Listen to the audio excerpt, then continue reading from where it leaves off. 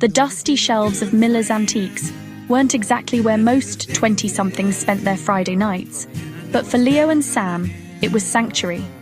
Leo was a whirlwind of nervous energy, a freelance graphic designer who drank too much espresso and spoke in exclamation points. Sam was his tether, a quiet librarian with a dry wit and a steady hand who could finish Leo's sentences before Leo even knew what he wanted to say. The Pact of the Red Notebook. They had been best friends since the 3rd grade, a bond forged over a shared peanut butter sandwich and a mutual hatred for dodgeball.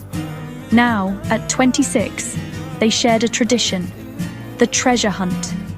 Every month, they would enter the antique shop with $5 each. The goal? Find the most meaningful object that the other person would actually love. Sam's pick, a tarnished brass compass. So you don't get lost in your own head, Sam joked. Leo's pick, a cracked leather-bound notebook with red stitching. Look at the pages, Sam, Leo said, his eyes bright. They're blank. It's waiting for your stories. You're always organizing everyone else's books. Write your own.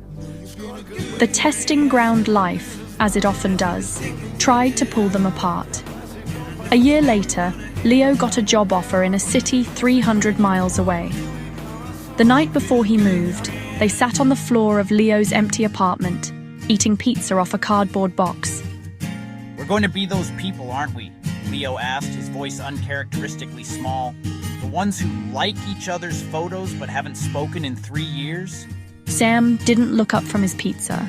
He reached into his bag and pulled out the red notebook. It was now half full of scribbles, sketches, and pressed flowers. I've been writing letters to you in this, Sam said.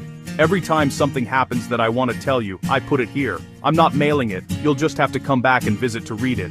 The unbreakable thread distance proved to be a mere inconvenience. They had Sunday coffee via video calls, where Sam would read a page from the notebook and Leo would show off his latest digital designs. They saw each other through Leo's first major heartbreak, where Sam drove 4 hours in a snowstorm just to deliver a specific type of comfort food cheesecake. Sam's promotion, which Leo celebrated by designing a custom head librarian logo and printing it on a dozen t-shirts.